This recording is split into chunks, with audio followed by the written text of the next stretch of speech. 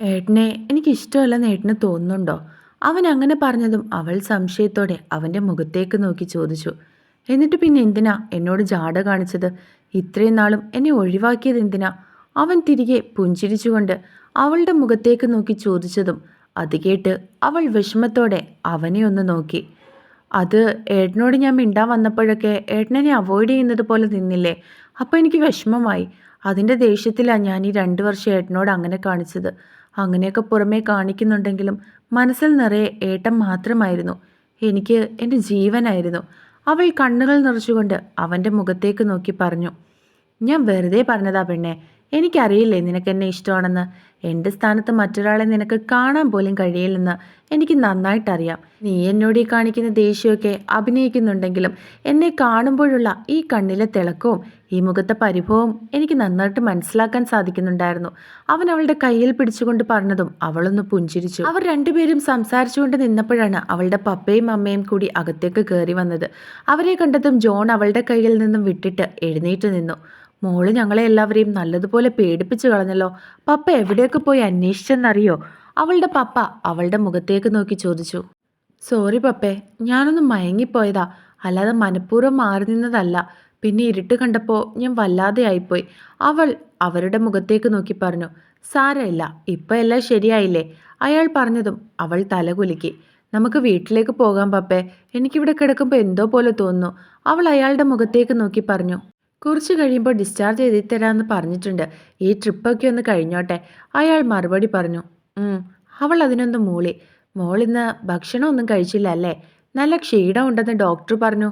ഈ മരുന്നൊന്ന് ശരീരത്തിലേക്ക് കയറിക്കോട്ടെ, എന്നിട്ട് നമുക്ക് ഡിസ്ചാർജ് വാങ്ങിപ്പോകാം. അവളുടെ പപ്പ അവളെ നോക്കി പറഞ്ഞതും അവൾ മനസ്സിലായി എന്നുള്ള രീതിയിൽ തലയാട്ടി. അമ്മയ്ക്ക് എന്നോട് ദേഷ്യമാണോ? അവളുടെ അമ്മ ഒന്നും മിണ്ടാതെ നിൽക്കുന്നത് കണ്ടതും അവൾ സംശയത്തോടെ അവരുടെ മുഖത്തേക്ക് നോക്കി ചോദിച്ചു. എനിക്ക് ദേഷ്യമൊന്നുമില്ല മോളെ. ഞാൻ ഒരുപാട് പേടിച്ചു പോയി. രാത്രിയാകും തോറും അമ്മയുടെ പ്രാണം പോകുന്നത് പോലെ തോന്നി. ഇപ്പോഴാണ് എനിക്കൊന്ന് സമാധാനമായത്. അത് പറയുമ്പോൾ അവരുടെ കണ്ണുകൾ നിറഞ്ഞിരുന്നു. അത് കണ്ടപ്പോൾ അവൾക്കും വിഷമമായി. അവിടെ പോയി ഇരിക്കാൻ തോന്നിയ സാഹചര്യത്തെ അവൾ പഴിച്ചുകൊണ്ടിരുന്നു. എല്ലാവരും അവളുടെ കാര്യത്തിൽ നല്ലതുപോലെ വിഷമിച്ചു എന്ന് അവൾക്ക് കുറച്ച് നിമിഷങ്ങൾ കൊണ്ട് തന്നെ നന്നായി മനസ്സിലായിരുന്നു. അല്ല, രണ്ടും കൂടിയുള്ള പിണക്കവും ദേഷ്യമൊക്കെ മാറിയോ? അങ്ങോട്ടേക്ക് കയറി വന്ന ഡെന്നി അവരെ നോക്കി ചിരിച്ചുകൊണ്ട് ചോദിച്ചു. അല്ലെങ്കിലും നമുക്കതൊക്കെ അറിയാലോ.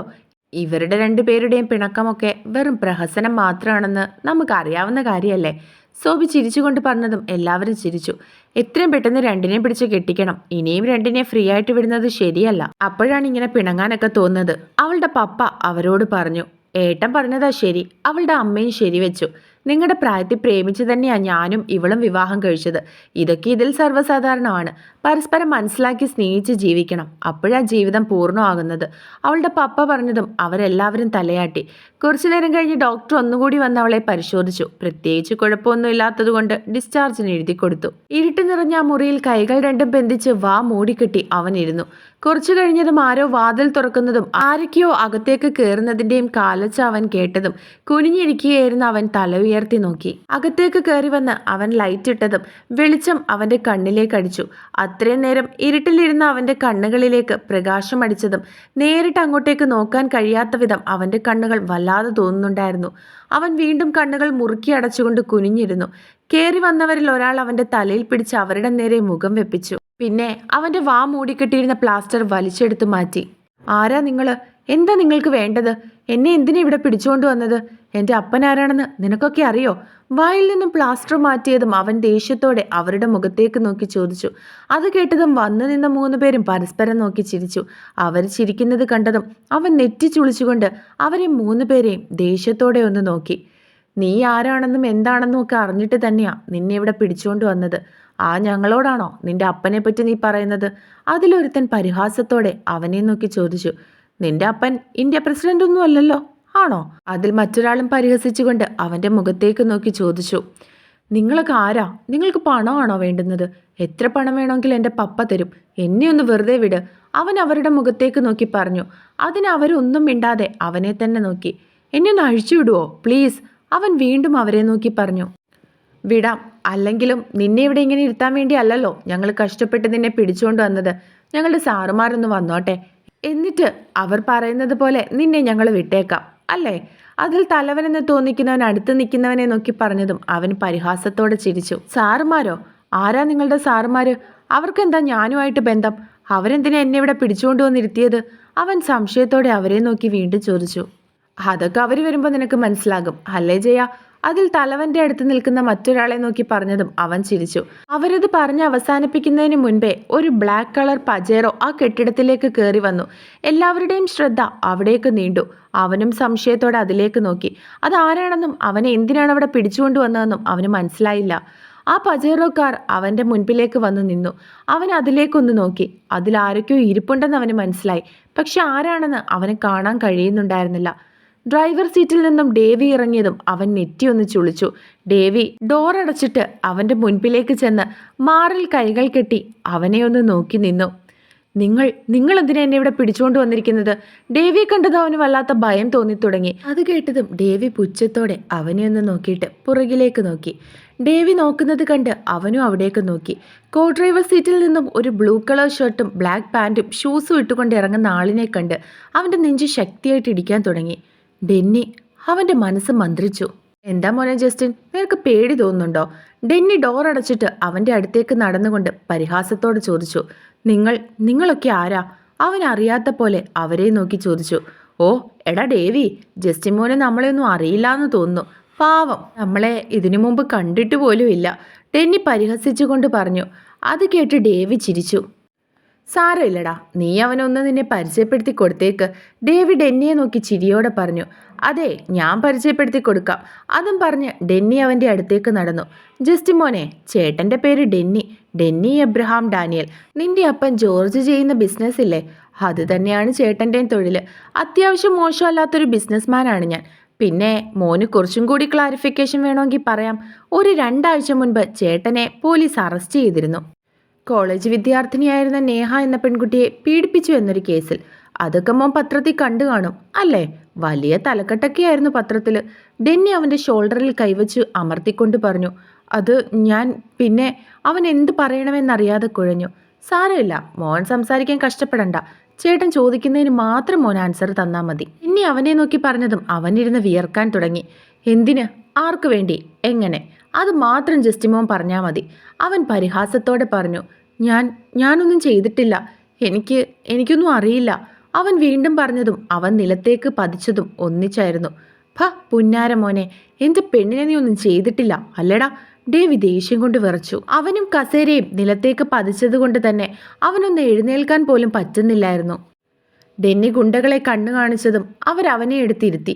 പറയടാ, എന്തിനാ നീ നേഹയോടും എന്നോടും അങ്ങനെ ചെയ്തത്? ഡെന്നി ദേഷ്യത്തോടെ അവൻ്റെ ഷർട്ടിൽ പിടിച്ചുകൊണ്ട് ചോദിച്ചു.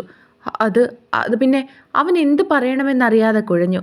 നിന്നെ വിൽക്കാതെ കാര്യം പറയടാ, ഇല്ലെങ്കിൽ നിന്റെ ജീവൻ ഞങ്ങളിങ്ങെടുക്കും. ഡേവി ദേഷ്യത്തോടെ അവൻ്റെ നേരെ കൈകൾ ചൂണ്ടി. ഡേവിയുടെ ഓരോ നിമിഷത്തെ ദേഷ്യം കണ്ടതും ജസ്റ്റിന് വല്ലാത്ത പേടി തോന്നി. കാര്യങ്ങൾ തുറന്നു പറഞ്ഞില്ലെങ്കിൽ അവർ തന്നെ എന്തേലും ചെയ്യുമെന്ന് അവന് മനസ്സിലായി. പറയടാ, എന്തിനായിരുന്നു? ഡെന്നി അവൻ്റെ കവളിൽ കുത്തിപ്പിടിച്ചുകൊണ്ട് ചോദിച്ചു. ഞാൻ പറയാം.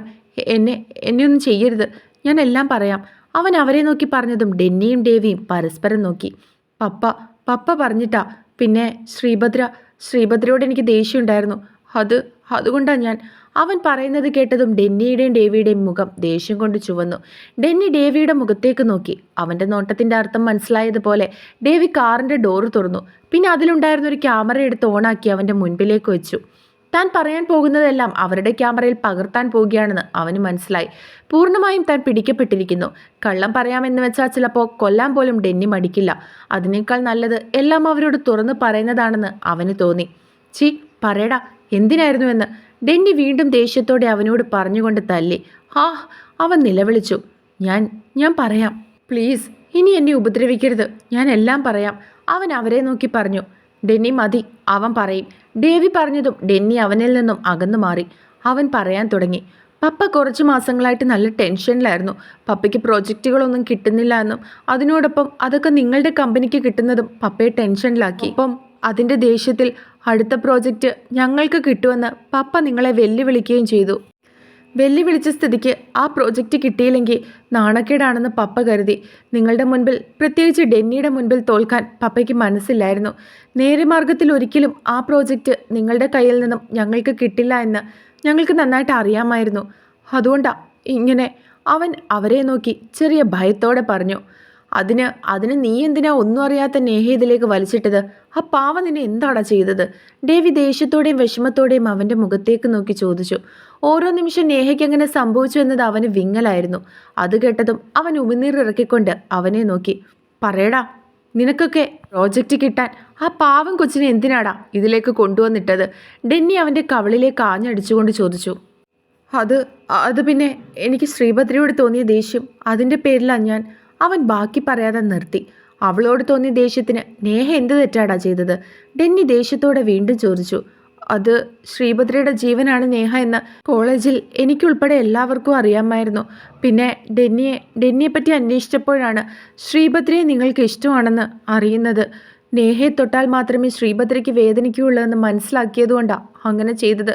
അതിലൂടെ നിങ്ങളെ മാനസികമായിട്ട് തകർക്കാനും ശ്രീഭദ്രയ്ക്ക് ഒരു കൊട്ടു കൊടുക്കാനും ഞാനും പപ്പയും തീരുമാനിച്ചു. പിന്നെ ഈ ഒരു പീഡനക്കേസ് വാർത്തയായാൽ ആ പ്രോജക്റ്റ് കിട്ടില്ലെന്ന് ഞങ്ങൾക്ക് മനസ്സിലായി. അതുകൊണ്ടാണ് അങ്ങനെ. അവൻ പേടിയോടെ അവരുടെ മുഖത്തേക്ക് നോക്കി പറഞ്ഞു. അന്ന് എന്താ സംഭവിച്ചത്? എല്ലാം കീർത്തിയായിട്ട് പറയണം. ഡെന്നി വാണിംഗ് എന്ന പോലെ അവനെ നോക്കി കൈ ചൂണ്ടി പറഞ്ഞതും അവൻ പേടിയോടെ തലയാട്ടി. അത് ഡെന്നിയെ കുരുക്കിയത് പപ്പ കണ്ടെത്തിയ ഒരു പെണ്ണായിരുന്നു. അന്ന് ഡെന്നിയുടെ കൂടെ കയറിയത്. അന്ന് തന്ന പലഹാരത്തിൽ മയങ്ങാനുള്ള എന്തോ ചേർത്തിരുന്നു. നിങ്ങൾ മയങ്ങിക്കഴിഞ്ഞപ്പോൾ അവൾ പപ്പയെ അറിയിച്ചു.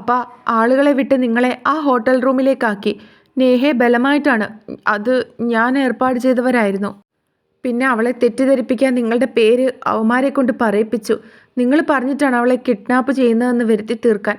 അവൻ അവരെ നോക്കി പറഞ്ഞു. എന്നിട്ട് പിന്നെ എന്താ നടന്നത്? ഞാനും അവളും ഒരു റൂമിൽ എങ്ങനെ? ഡെന്നി ദേഷ്യത്തോടെ ചോദിച്ചു.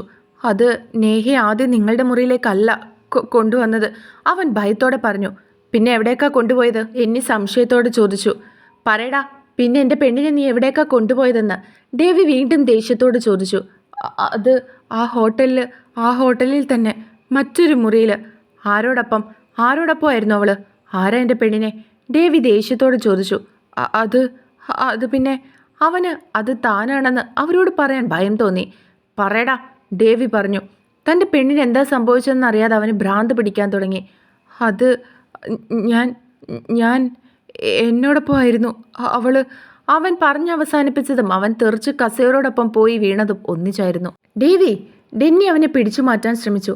മാറി നിൽക്കടാ, അമ്മ മോൻ പറഞ്ഞത് നീ കേട്ടില്ലേ? എൻ്റെ പെണ്ണിനെ ഇവനാണ് അങ്ങനെ. എനിക്ക് കൊല്ലണം ഈ നാറിയെ. എൻ്റെ പെണ്ണിനെ വേദനിപ്പിച്ച് ഈ അവസ്ഥയിലാക്കിയ ഇവനെ എനിക്ക് കൊല്ലണം ഡെന്നി, ഡേവി ദേഷ്യത്തോടെ പറഞ്ഞു. എന്നിട്ട് ഇവനെ കൊന്നിട്ട് നിനക്ക് ജയിലിൽ പോകണോ? അതാണോ നിനക്ക് വേണ്ടത്? ഡെന്നി ദേഷ്യത്തോടെ അവനെ പിടിച്ചുകൊണ്ട് ചോദിച്ചു. ഇവൻ എന്ത് ശിക്ഷ കൊടുക്കണമെന്ന് നീയും ഞാനും, എന്തിന് കോടതി പോലും അല്ല തീരുമാനിക്കേണ്ടത്. ഡെന്നി പറഞ്ഞതും അവൻ സംശയത്തോടെ ഡെന്നിയുടെ മുഖത്തേക്ക് നോക്കി. അവള് തീരുമാനിക്കും ഇവൻ എന്ത് ശിക്ഷ കൊടുക്കണമെന്ന്. നേഹ തന്നെ തീരുമാനിക്കണം. അവൾ പറയുന്നത് പോലെ നമുക്ക് ചെയ്യാം. നിയമത്തിൻ്റെ വഴിയിൽ വിടാൻ പറഞ്ഞ ഈ തെളിവുകൾ ഉൾപ്പെടെ കോടതിയിൽ കാണിച്ച് ഇവന് നമുക്ക് ശിക്ഷ വാങ്ങിച്ചു കൊടുക്കാം. മറിച്ച് കോടതി മുറ്റം പോലും ഇവൻ കാണേണ്ട എന്നാണ് അവളുടെ തീരുമാനമെങ്കിൽ ആരും അറിയാതെ അങ്ങ് തീർത്തു കളയാം. ഡെന്നി എന്തോ ആലോചനയോടുകൂടി പറഞ്ഞതും ഡേവി സംശയത്തോടെ അവൻ്റെ മുഖത്തേക്ക് നോക്കി. അവൻ എന്താണ് പറയുന്നതെന്ന് ഡേവിക്ക് മനസ്സിലായില്ല. പക്ഷേ ആ സമയം ഇതുവരെ അവനിൽ കാണാത്തൊരു മുഖമായിരുന്നു.